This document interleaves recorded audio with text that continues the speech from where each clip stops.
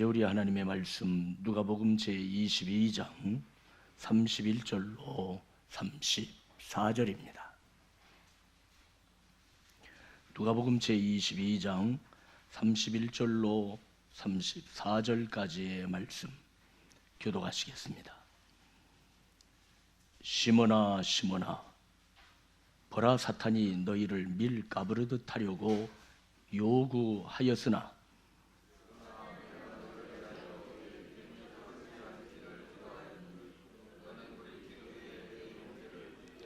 그가 말하되 주여, 내가 주와 함께 오게도 죽는 데에도 가기를 각오하였나이다.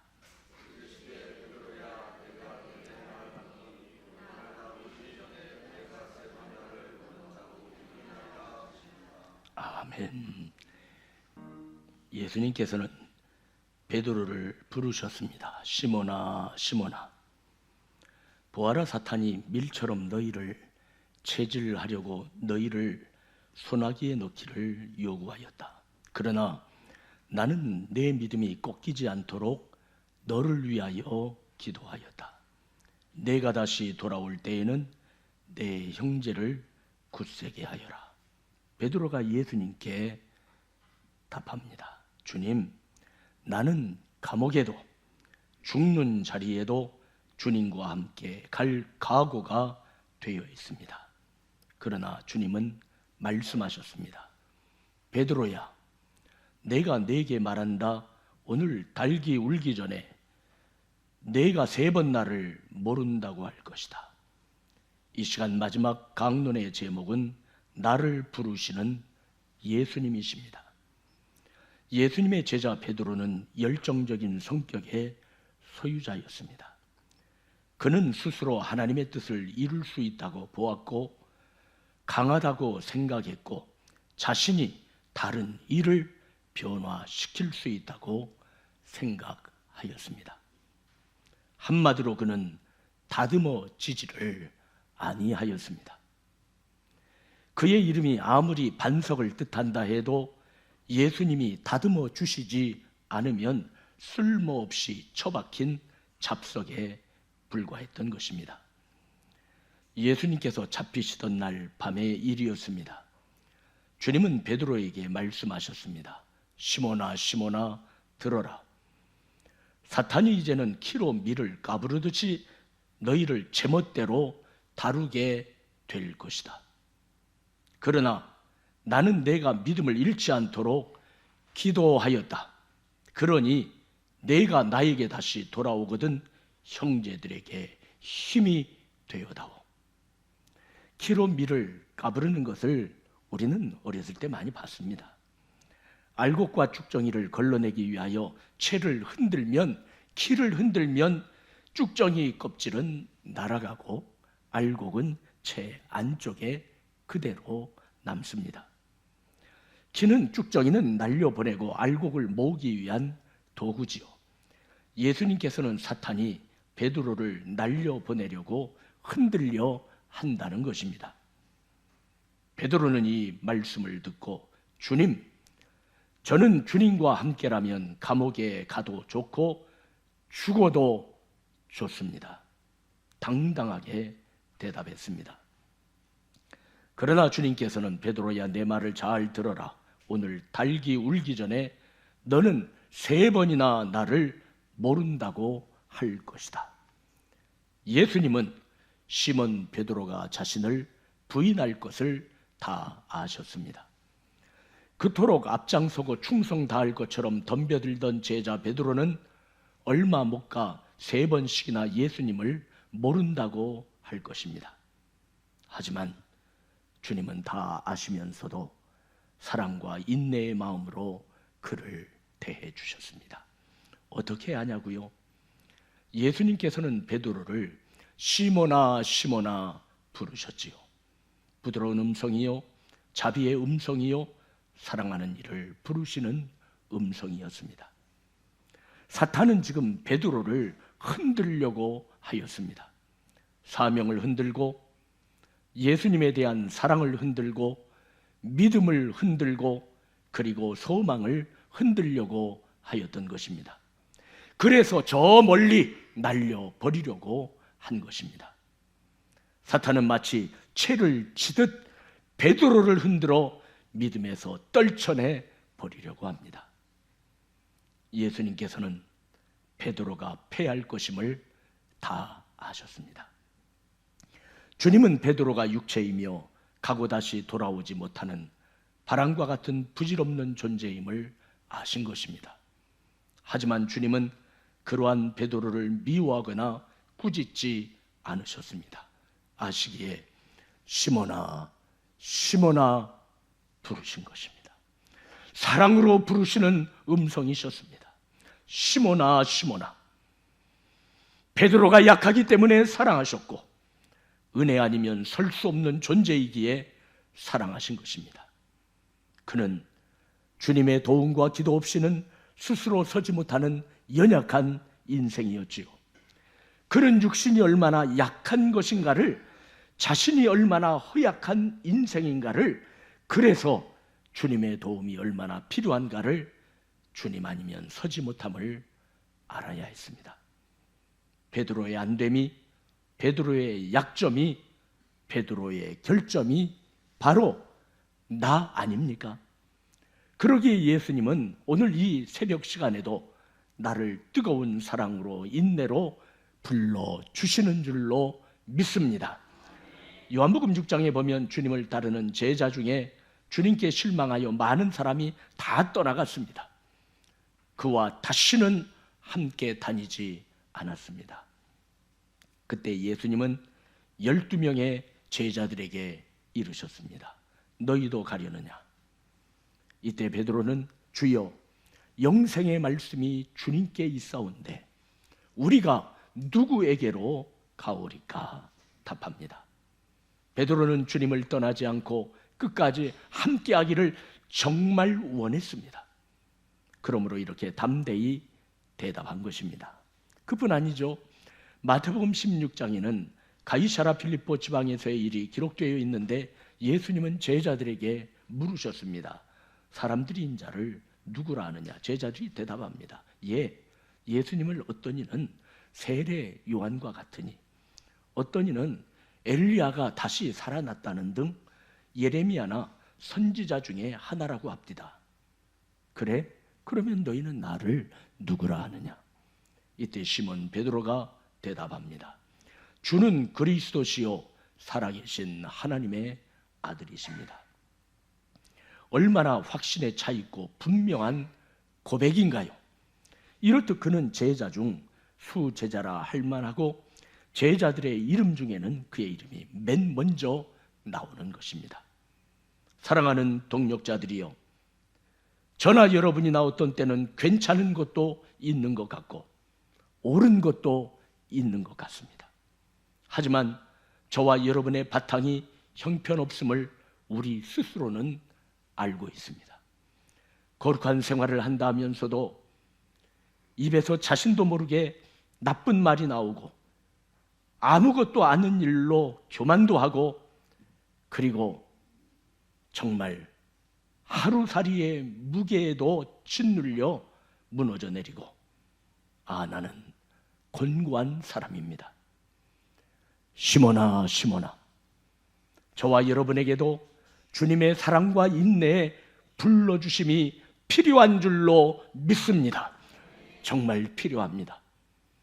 야곱아, 너를 창조하신 여호와께서 지금 말씀하시느니라. 이스라엘아, 너를 지으시니가 말씀하시느니라. 너는 두려워하지 말라. 내가 너를 구속하였고 내가 너를 지명하여 불렀나니 다같이 너는 누구 것이라? 내 것이라. 정말 주님의 어루만져 주심이, 생명의 양식을 먹여 주심이, 내 이름을 불러 주심이 절실할 때입니다. 예수님은 말씀하셨습니다. 그러나 내가 너를 위하여 내 믿음이 떨어지지 않기를 기도하였다. 마귀는 베드로를 채로 털듯 하려고 했지만은 바로 그 시간에 우리 주님은 베드로를 위하여 기도하신 것입니다. 베드로는 주여, 내가 주와 함께 옥에도 갈 수 있어요. 죽는데도 가기를 이미 나는 준비된 사명자라니까요 라고 합니다. 아직도 그는 자신이 혼자 할 수 있다고 합니다. 예수님은 말씀하셨습니다. 베드로야, 내가 너에게 말하노니 오늘 닭 울기 전에 내가 3번 나를 모른다고 부인하리라. 나무라시는 말씀 아니시죠? 너 왜 이리 시건방지냐는 말씀도 아닙니다. 그저 베드로야입니다.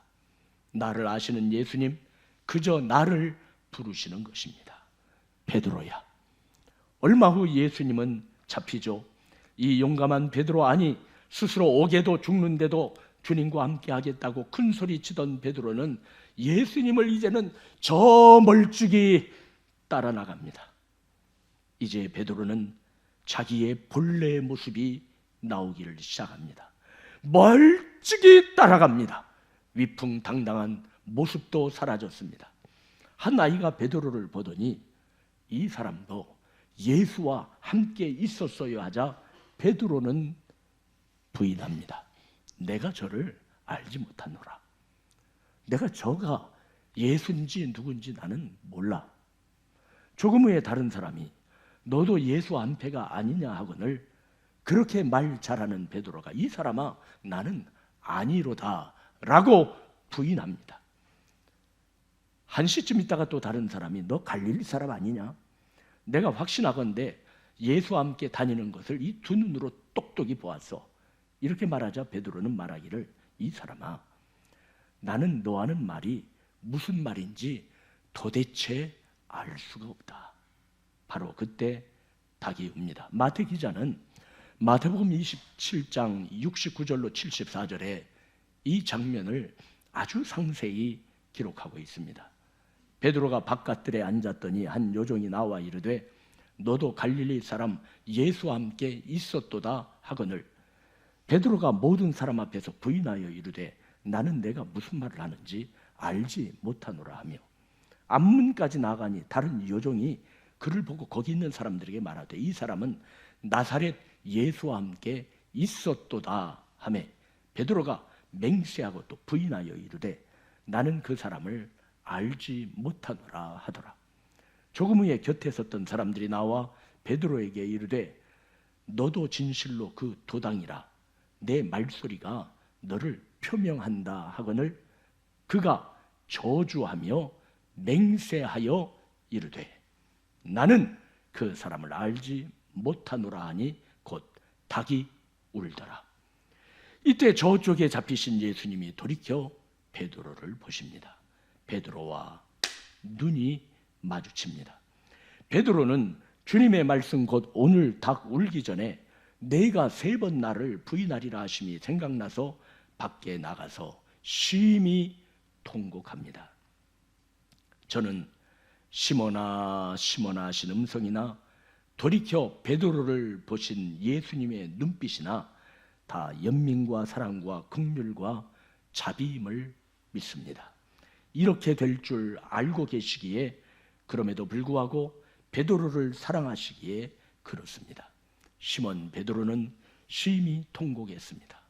그는 진정으로 회개하였습니다. 자신의 교만, 떵떵거림, 그리고 예수님 앞에서 자기 의의를 세운 것 등을 눈물로 회개하였습니다. 우리가 이 땅을 살아갈 때 이곳 저곳에서 우리는 길을 찾고 있습니다. 그러나 그렇게 사는 것이 아닙니다. 우리는 예수님께 돌아가 그 안에서 길을 찾고 삶의 방법을 찾고 의미를 찾아야 할 줄로 믿습니다. 그거 밖에는 없습니다. 예수님께서는 베드로에게 무엇라 말씀하셨나요? 너는 돌이킨 후에 내 형제를 굳게 하라. 이미 주님의 말씀 속엔 베드로에 대한 소망과 베드로의 승리가 다 내포되어 있습니다. 주님의 기도는 베드로를 회복시키시는 능력의 기도셨고 반드시 이루시는 하나님의 계획이 담겨 있는 것입니다. 주님께서는 베드로라는 이름을 직접 지어주시지 않았습니까? 요한복음 1장에 나와 있습니다. 요한의 말을 듣고 예수를 따르는 두 사람 중에 하나는 시몬 베드로의 형제 안드레였어요. 그가 먼저 자기의 형제 시몬을 찾아 말합니다. 우리가 진짜 메시아를 만나서, 그리고 데리고 예수님께로 갔습니다. 주님이 보시고 이르시되 내가 요한의 아들 시몬이니 장차 게바라하리라. 번역하면 베드로가 되겠습니다. 그 이름의 의미는 반석입니다. 그는 반석과 같이 살아갈 것이며 그는 반석으로서의 사명을 감당할 것입니다. 자, 여러분, 하나님의 사랑은 말쟁이를 반석으로 쓰시고요, 나귀의 조그마한 뼈로 원수를 쳐서 멸하시고 말라 비틀어진 지팡이를 쓰사 바다를 가르시고 시냇가의 자갈돌로 적장을 쓰러뜨리시는 줄로 믿습니다. 우리를 하나님은 분명코 이렇게 쓰실 줄로 믿습니다. 전에 내려오는 베드로의 순교의 이야기는 다음과 같죠. 그가 순교할 때 사형 집행관에게 말합니다. 나를 거꾸로 못 박으시오. 우리 주님께서 나를 위해 바로 못 박히셨는데 나는 그분처럼 죽을 가치가 없는 사람이요. 그렇습니다. 주님의 기도가 나를 나되게 하고, 주님의 사랑이 나를 나되게 하고, 주님의 인내가 나를 나되게 합니다. 우리 앞으로 어떻게 되겠느냐고요? 저는 우리 모두 하나님 앞에서 승리할 줄로 믿습니다. 왜냐하면 주님의 기도가 나를 나되게 하고요, 주님의 끝없는 사랑이 나를 나되게 하고요, 주님이 끝까지 인내해 주신 그 인내가 나를 하나님의 일꾼 되게 하실 줄로 믿습니다. 그러하니 내 의를 버리고 내 자만을 십자가 밑에 묻고 내 잘남과 내 교만을 가루 만드시고 오직 나를 향하신 예수님의 기도 속에 더욱 겸손히 능력을 힘입는 그리스도의 사람, 사명자 다 되시기를 간절히 축원드립니다.